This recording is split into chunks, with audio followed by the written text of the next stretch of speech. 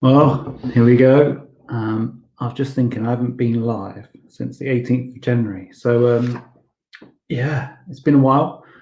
Not much has changed. I've got more pictures on the back of my, whatever that's called, wall. That's what it's called, on my background.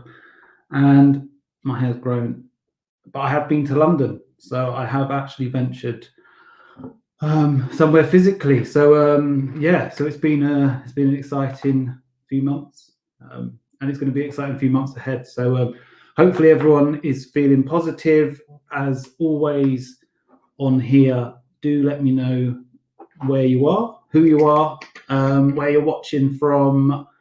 It's an interactive thing where I just want to openly discuss things that I find interesting, I'm passionate about, and the whole world of retail, and kind of bringing that back to life, and kind of reigniting that as we move towards April the 12th and onwards. So yeah, so any thoughts, comments, anything like that, ping them in the comments. We'll openly debate and discuss things as we go on. But as I sort of put out there on LinkedIn, I literally love pop-ups. I think pop-ups are they're hugely important for people's retail strategy going forward. And I just thought it'd be really good to do kind of a session on pop-ups, really, how you pop up. What is the purpose of a pop-up? What it can do for your brand, what it can do for your activation, literally how you can do it. So I'm seeing people put in comments that they're in New York and sunny Spain. So already you're making me jealous. So please keep putting those things, because yeah, it will make me think of sunny days out there in Spain. So yeah, I've got a PowerPoint presentation. I'm not a PowerPoint presentation guy, but I kind of wanted to take us on a bit of a journey of my brain about where pop-ups are and what they kind of mean to us going forward. So yeah, bit about me. I literally, like I said, I love pop-ups. I think it harks back to my kind of visual merchandising days when I was in-store visual merchandiser. So I worked from in-store VM right up to heading up VM department. So I think a pop-up epitomizes the traditional days of visual merchandising. So they are all about storytelling. They're about creating a moment that engages the customer, that makes them excited about the product, or the launch, or whatever it is. It's like it's a stop and stare moment. So from what Windows used to be to getting people in the store and engaging with the products in store, and I think they have all that creativity, and they have all that color, and they have all of that buzz in this kind of confined moment. And I think probably, yeah, it harks back to that real thing that visual used to be, the importance of visual merchandising. And I've said on here in my sessions when I used to come on every week that I think visual merchandising is going to be even more important as we move forward. And I think pop-ups is one of those ways. So let's add this to the stream. So you should be able to see. I think I can, that way. No, I can't do it because I'm back to front. Anyway, literally next to my head, there should be a PowerPoint presentation. So actually, let's make it slightly bigger. Now I've got smaller, which is much more better. So basically how to pop up. I thought I'll just pull together my brain on how to pop up. So how to kind of pop your brand out there in various ways. So again, if you've got questions as I go along or any thoughts, please ping them in as you are kind of in there. So if you've got any questions, if you've got any references that you want to put in there, feel free to add in. I keep seeing people saying hello from various parts of the world. So it's amazing that people are tuning in from places like Paris, wonderful Watford, Glasgow, Manchester. So I'm in Derbyshire. So let's bring the global part to these lives. So I kind of broken it down really into what where, when, and how. I think ultimately a pop-up should underpin like those four things. So what is the pop-up? Where is it? When is it? And how are you going to deliver it? I've got some fantastic examples of kind of what those mean.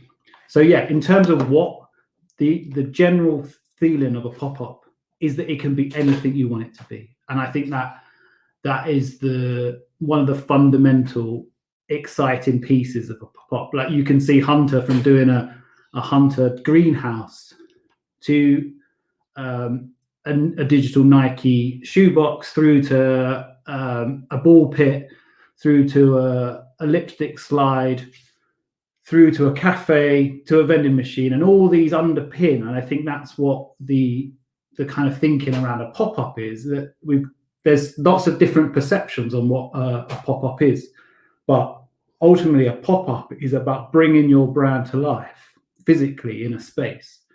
And what that is, it can be anything. And I think sometimes there's a lot of debate on what a pop-up, and there's this sort of long-held sort of thoughts on a pop-up is kind of, you just take on a shop and you put some graphics up and you put some rails in and you kind of just open a store. And I think those days of what that traditional pop-up would feel, whether you just open temporarily for Christmas or those kind of tradition, like those temporary trade-in stores, that kind of era of the pop-up has massively changed. And now it's around, obviously we use the word experience a lot, but ultimately whatever you want to do with that space, you can do. And as you can see from these kind of examples, whether it's a cafe or a space planet or like a giant pink ball pit that adults jump in and kind of create a selfie moment, ultimately what you want to achieve, like what is that? It can be anything.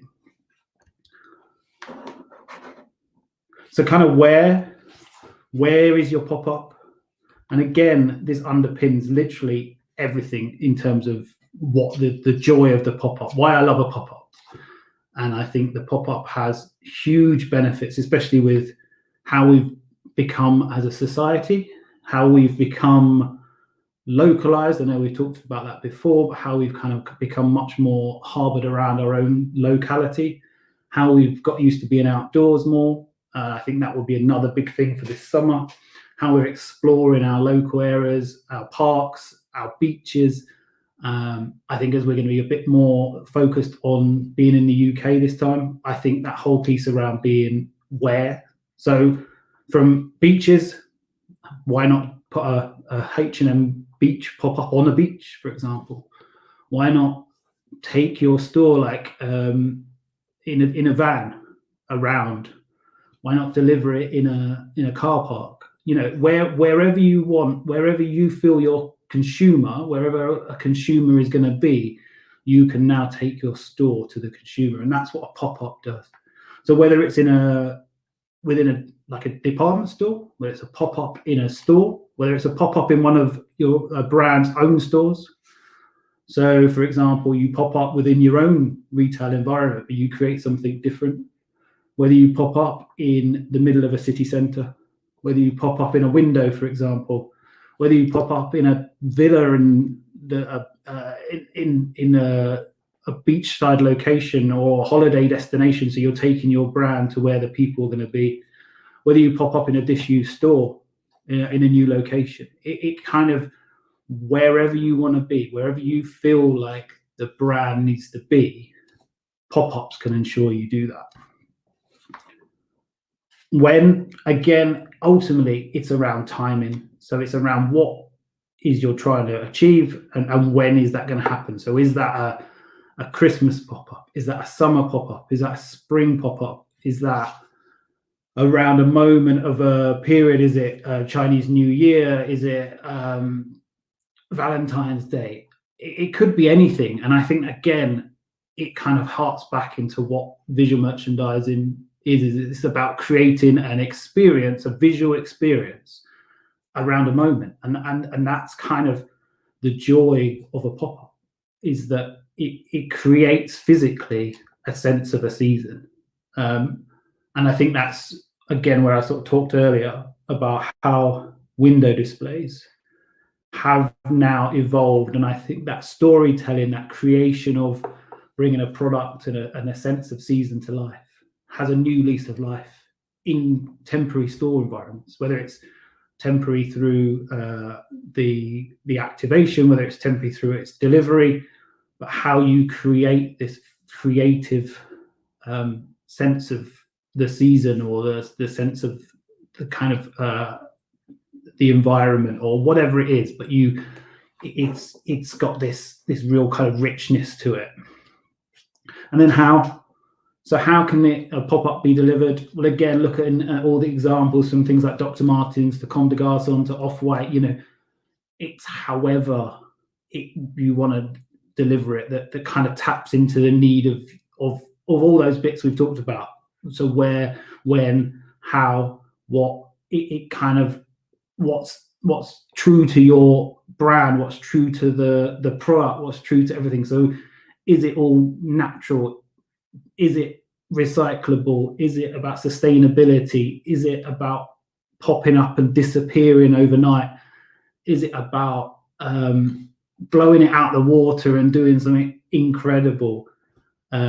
Is it just about simple graphic treatments? Is it it goes from the sublime to the ridiculous. I think another reason to love pop-ups is you can spend £500 to £500,000, but it's what you do with that budget and how you bring it to life. So it's about material choices, it's about usability, it's about application. It's kind of all of those things. It's about playing with all of those bits that you've got and bring it to life. And you can kind of see the far reaching, whether it's just some timber wrapped in kind of like cling, I've forgotten what that's called, but that kind of cling film wrap that's just so temporary, but that's a pop-up, through to what YSL do for their beauty. It kind of showcases the kind of far reaching sort of plethora of different consumer touch points. So whether it's made from OSB board or pine, it kind of doesn't matter. It's all about what it is you're trying to create. But I think most importantly, for all pop-ups and every conversation I have that we have at Wild, like underpinning any of that, and I think that this is the challenge with pop-ups and why a lot of brands, whether you're, I think traditional brands are really struggling to grasp what a pop-up is why. Why would you do a pop-up?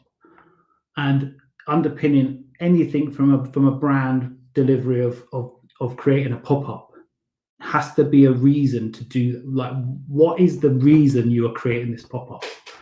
So it's kind of understanding what those key deliverables are and creating an experience out of that. So what is it you're wanting to achieve? What is it, the measurables that are in place post pop-up, and how are you going to measure those? So why are you doing a pop-up? And I think that is a lot of struggles at the moment is depicting what that is, and that the most successful pop-ups are not about lots of different reasons. They are about creating one really strong message as to why this pop-up is happening.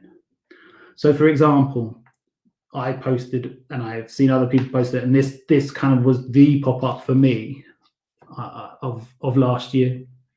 So Gucci North Face pop-up, but it underpins a reason why. So there was a strong narrative. Obviously, it was to launch the collaboration. So it's around the North Face Gucci collaboration of products. So there was a really strong narrative there to create a pop-up. And then it was built into the Gucci pins, which is around activation in different areas and driving your consumer to a new space. So they could start to play with driving content and consumers in a new environment. So it could take place in a much temporary location. It was time limited. It was focused on the product and the collaboration, and it was all tied into that one thing. So the whole collection was brought to life in a pop-up space, and it kind of underpins there was a pure destination for that pop-up, for that collection, for that collaboration, and it was brought to life through its creativity. It was brought to life through its kind of branding and that cohesive message that was put into it. And obviously other things were brought into that. So the advertising, the creative, the Instagram, the kind of the technology behind it, about these sort of secret moments. So you would have to kind of discover them through downloading digital content. But it was a whole campaign that was thought around in terms of its physical delivery. Similar, I posted this yesterday, but this again goes to kind of underpin why, sort of how successful pop-ups can be. So Atmos in Tokyo have just launched a Nike Air limited edition collaboration, and it's all focused on convenience stores. So they've got a kind of fried chicken Nike trainer. It's not as horrible as it sounds, but everything is focused on this convenience. So there's like kind of bento box inspired packaging. So to kind of bring that to life physically, what better way to do it than to create a convenience store environment? So again, the whole collection is told within a story. So it's about bringing the story to life through the product display, through the consumer pieces that are there. So there's magazines in there, the pieces of art that have been created look like magazines. There is packaging, like I said, that goes in there, and then the products displayed obviously in kind of like supermarket or cold sort of cabinets. So it feels limited. It is limited because it's only there for a limited run. There's a reason to visit because it's by appointment only. The product is limited, so you have to bid to become an owner of a pair. So again, it's all super collectible. It's super of now. It's for the kind of fear of missing out generation, people who want to be photographed or be into sort of acting with it. They want to be part of it, and there's the sort of store destination that brings that to life. So the collection all happens online. It's not a collection you can buy in the store. So you can go in there, you can see it, but it's to bring a digital collection to life in a physical space. And again, that's a really important thing for the future of what pop-ups can be. So how can you bring your digital brand to life in a physical space? And again, this is a great example of how that can work. Bottega Veneta did this is a soundscape. So this is around sound. So this was about playing with kind of the senses. So it was around playing not only with the consumer in terms of selling to them, but it was about really playing with their senses. So they created their own sound through a collaboration with a sound artist.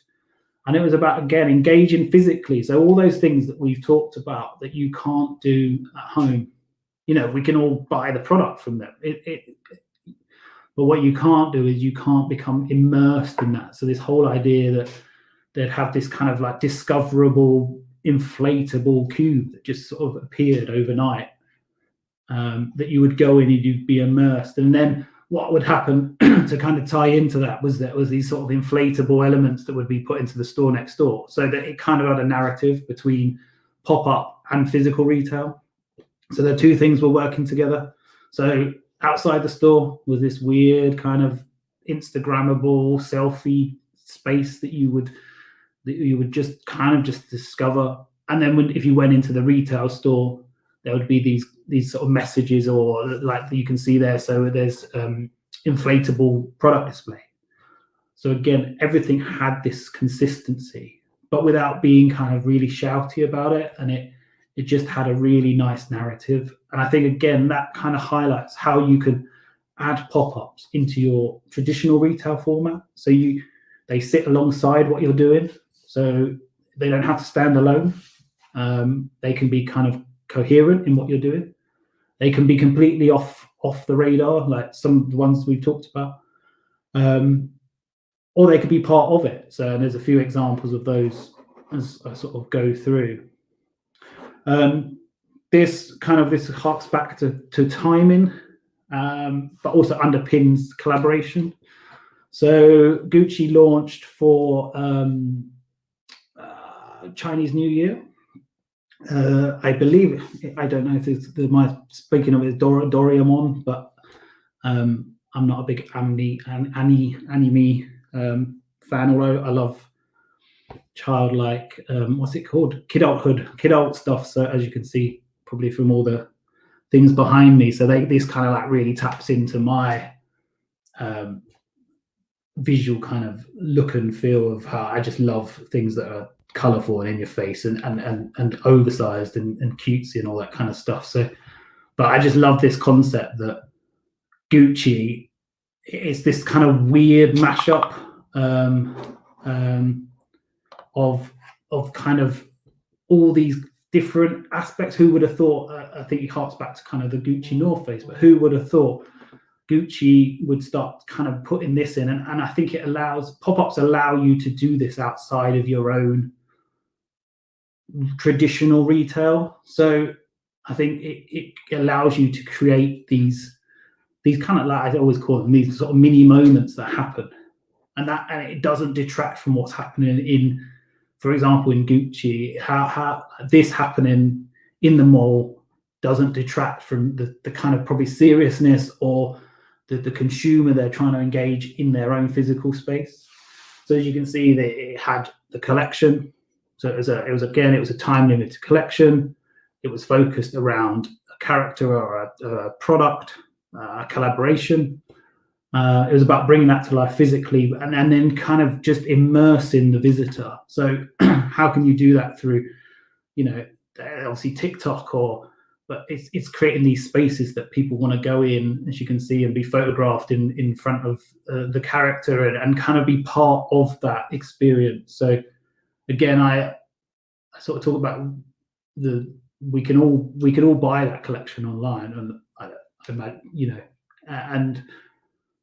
but you don't get that. You don't become part of you're not part of the tribe. You're not part of the community if you just sit at home and get it delivered. And it kind of taps back into what I talk about Supreme, is that it all happens physically. Like, you have to be part of that activation, and the pop-up does that for like whatever you are, whoever you are, and whatever you're doing, and however much you're spending.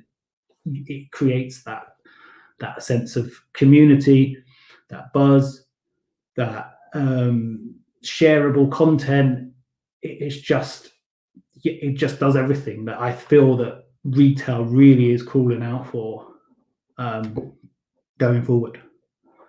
So this kind of then highlights the kind of range of how you can move from kind of cutesy, cartoony, colorful, through to really considered, really kind of ornate, but again, show-stopping. That if you're in the mall, for example, and you would want to go in and see what that was all about.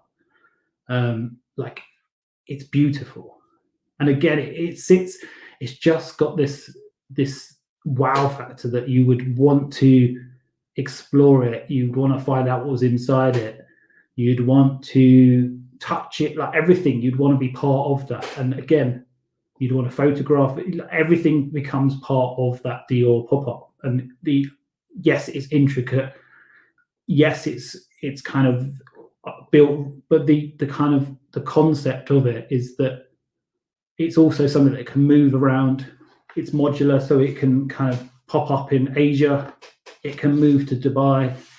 It can go to America. Like the concept around it and the usability of it is kind of, it underpins the kind of use of it. So it always goes back to why. Like, why are you doing this pop-up? and what it is you're trying to achieve. So is it something that's just going to create a buzz for 2 weeks in one location, in one store, or an old store that you've got, or an end of lease store, or a pop-up space, or are you going to move it globally and tour it? So all of those things are important into the considerations for where you're at for a pop-up. Hermes, this is a wild project, but this kind of goes again to highlight how easy it is to kind of take a brand and bring it to life this was in an end of lease store. So this was a store that Hermes had kind of were not looking to continue to use, and they wanted to use it as a pop-up to focus on a campaign around recoloring Hermes scarves. So but it goes to show how kind of simple a pop-up can be. So it was built around a concept of scarves, of kind of laundering these scarves. But ultimately, the assets were the key driver into creating a pop-up. So pop-ups can be created out of anything. You could create it from, for example, it was the colors of Hermes, and it was the idea of this kind of laundry that you would take your scarf in and it would be recolored. And rewashed and kind of re-dyed, so it would be given a new lease of life for you. And a whole pop-up was created from that. So again, pop-ups don't have to sit within a massive, wider campaign in terms of a delivery. They could be a very localized kind of activation, or it could be an activation that they're thought about on their own. But it's really sort of given that kind of identity and personality and all of those things into a pop-up space. Jack Wills is a pop-up I did. This was quite a few years ago, but again, kind of underpins all those bits that I was talking about at the beginning, where the kind of whole point of a pop-up, and this was a Christmas, was this stayed in Jack Wills' own retail store environment. So it was about reutilizing a store that was traded. But the underpinning of it all was how would you create the ultimate Jack Wills Christmas store? So it was all about the like if Jack Wills had a traditional or the ultimate traditional Christmas space with a twist, what would that look like? So we basically took over an entire store visually and turned it into a kind of a pop-up store. So if you were a Jack Wills fan, or you were really into like Christmas and you wanted to engage on a Christmas level, then this store would be the ultimate kind of Jack Wills Christmas store. So from candy cane kind of garlands that you would walk through and you could kind of Willy Wonka-esque pick them off and eat them as you walk around the store, to Christmas decorations that were all kind of tied into fitting rooms that were filled with snow, so you could go in them and have a snow fight with your friends and kind of Instagram yourselves in these weird sort of snow fitting rooms, through to kind of like tiny little consumer like touch points on mirrors, to kind of doorknobs, to Father Christmas coming down the chimney that was built into the store. And it was about utilizing the brand assets, the store, and the time of year. So it wasn't collecting based, it wasn't time limited around any kind of popping up for a collaboration or anything like that. It was around a seasonal pop-up. So it was popping up in terms of driving content and creating a platform. So again, things would happen in that store, from Christmas music, so Christmas gigs, Christmas, there was monogramming, there was mulled wine, there was various events and activations that would go on around that pop-up. And things like crackers and all those kind of things were built into the store, but it was around creating one space where the consumers would all engage with the season. And then one which again, a wild project we've done, but I just wanted to kind of throw this in because I've been showing mad examples of Hermes, people like Gucci, people like Dior, but this is a fantastic example of, again, Moyen is a sustainable online, very small online retailer that was looking to get into physical spaces in Bluewater. And the kind of whole purpose of this was how we could bring that brand to life there's no brand assets apart from the photography, apart from things like sustainability. So really simple, but it kind of shows how you can go from as I said, really depends on what you're looking to do. The whole purpose around this was to get some brand engagement, was to drive in footfall on and consumer engagement on a new level, and really kind of put the brand out there physically. It's a brand because of the organic nature of the product. You want to touch it, you want to feel it. So it was how you got a sense of that in a new space, but also to create a platform for their photography going forward. So how could they use that not only for retailing, but as a space that they could do all their photography shooting and engagement on a social media level. So it was a multi kind of use store, but it was underpinning at the beginning of that conversation what the purpose of that store was. So just some kind of bits as I've been chatting on, again, as I normally do on these for 30 minutes. It feels like 30 hours, 30 minutes straight. And I will go back through everyone's comments in a minute. So, but as I said, pop-ups are all about providing a platform for your brand to communicate physically. That is ultimately what underpins it. So whatever you're doing, whatever your brand is, whatever you want to do, whether you're an online brand, whether you're a startup business, whether you're a traditional retailer, whether you are a car company, whatever you are, but it allows you to kind of communicate in the physical sense and in a new way, in a conversation.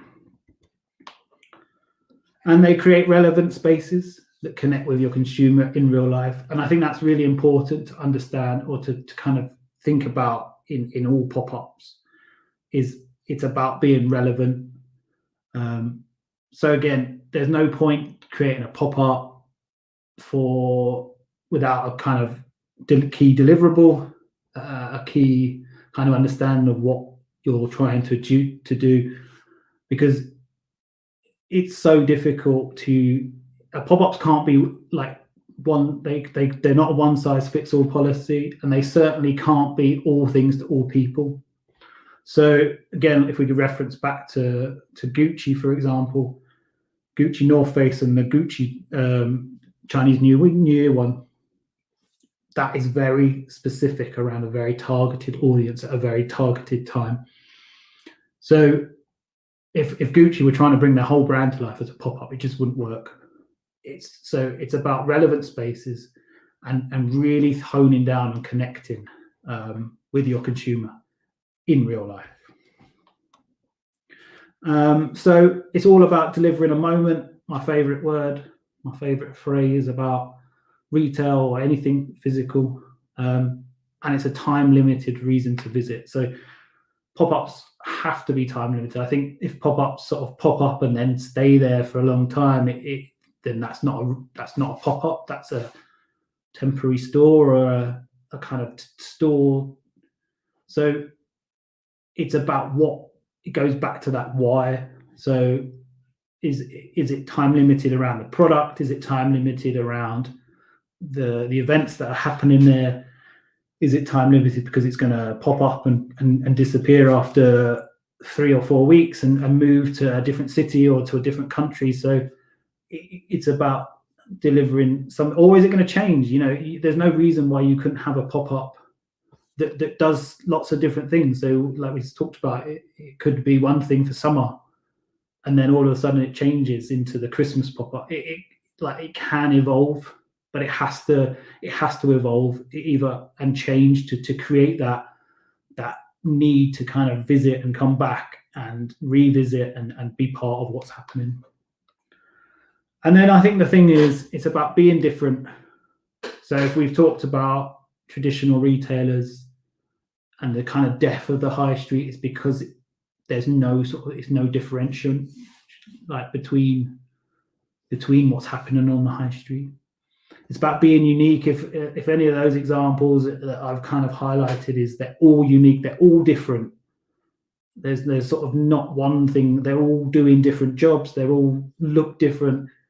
Their build and their setup might be the same. There's a lot that are just built with four walls and a kind of entrance, so their kind of modular system is the same, but they're unique in their application and their usage and their kind of DNA. They're so unique. And if you ever Google pop-ups and look at Pinterest boards of pop-ups like I do and kind of keep like read about things, they're all doing different things and trying to create a different piece, really. And I think underpinning everything about a pop-up, and hence probably why it goes back to tapping into that visual world, it is about being memorable. You know, I talked about going up to London and seeing windows when I was a kid, and I still remember those window displays, like the tradition, like going on that Christmas window tour it's still in my mind of kind of those that kind of visual excitement of seeing all those things. And I think that I get as excited now seeing the pop-ups that are happening and like things that I've shared on those examples as I did then, and they're memorable, they're vivid, they're colourful, they really grab your attention. And I think that is another thing that kind of is the champion for the pop-up, is it's about they can really be memorable when they can kind of connect physically with a consumer in a whole new kind of conversation. So that's kind of my preach today on pop-ups. Again, if anyone's got any thoughts on them, I'm just going to quickly look through. There's lots here, so I'm just going into Neil, and I think Neil, you've put a great example there. I think there's a bit I didn't talk about was data, and I think that's a really interesting point, is around data. So what they allow you to do is gone from that playful bit in it, but that whole piece around if you think about the amount of data capture that happens on an online store, so the information you get out of Google Analytics and all those kind of things, pop-ups begin to allow you to build into that. So I know there's so many things, and it's a bit beyond my sort of technical brain, really, but how the data kind of, you can capture that the demographic, you can capture the where people are looking, you can capture obviously Instagram, all the kind of social interactions, and again you're bringing that content piece to life in a physical space. So I think data and the use of those spaces to kind of be an importance back to a business is really important. I think it's especially important for online. So for online brands who want to go into the kind of physical world, they're so used to they build in these kind of brands on data. So it allows them to be nimble, reactive, kind of speed to market, all those kind of things. So definitely agree.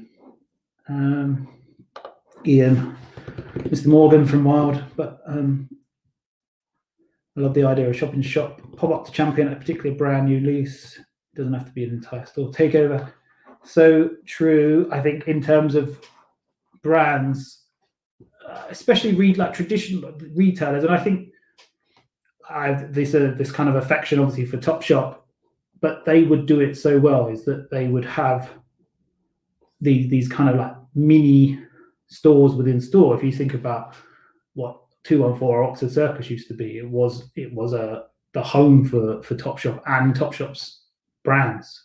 When I went to Topman, we would split out the kind of brands and do these kind of like launches and launch different parts of Topman, for example, in different zones. So we would create, like they would have Topman Limited, but that would have its own pop-up within the store. So there's no reason why, even if you're a single like named retailer, you couldn't start to kind of tap into a whole new world in your own physical store, or you do something outside your physical store that engages. There's lots. Obviously, department stores can play on the pop-up vibe a lot more,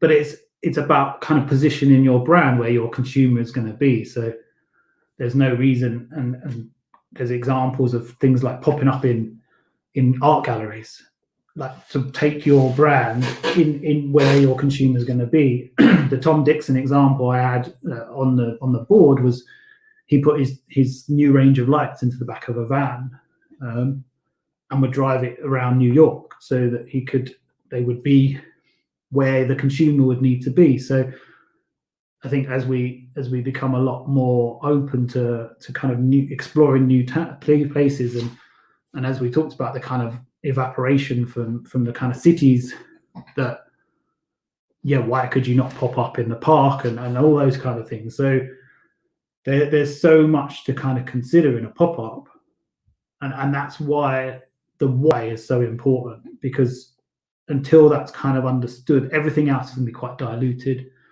and there's kind of no point doing a pop-up just for pop-up's sake, because it's really underpinning what it is you're trying to achieve, and whether that's to try something in a new market, whether that's to launch a new product, whether that's to talk about a collaboration, whether that's about to get people to socially share something, whether that's to move from an online only to a physical space. There's so much that can be brought into that. So I think testing and learning and evolving. And as we've sort of spoken about before, the challenge with a physical retail store is it's so difficult to be kind of doing that, because it's very fixed, it's very expensive, and it's part of a kind of legacy estate. So it's kind of rethinking those kind of environments and bringing them to life. So that was kind of my 45-minute ramble on how to kind of pop up, or how to pop your brand. I don't know. I might, now the kids are back at school and I'm not doing algebraic formula and Joe Wicks and all those kind of things you do when you're teaching. So I don't know. I might come back on here. People have asked me where I've been, so I have kind of thought I'd come back. So if anyone has any thoughts, I don't know if I can do them every week. It got quite exhausting last year. So I'm sort of developing Zoom fatigue. So I don't know if anyone else is developing Zoom fatigue. I felt like a lot of people were talking about it yesterday. But actually talking to myself is probably better than having like 25 people on a screen. So if anyone has any thoughts on what we could talk about, if anyone, like we've talked about before, wants to come on again, let's kind of keep the conversation flowing, and we'll see you again soon. Again, if you want to drop me a note afterwards or keep in touch or anything, ping me a note on LinkedIn or anywhere. If what else was I going to say? I was going to say something else. Yeah, ping me a note on LinkedIn, and I can't remember what I was going to say. So it's I don't know. I've completely lost my train of thoughts now. So I better just say goodbye. So thanks everyone for being here, and I'll catch you all later. All right. Have a good week. All right. See you later. Bye.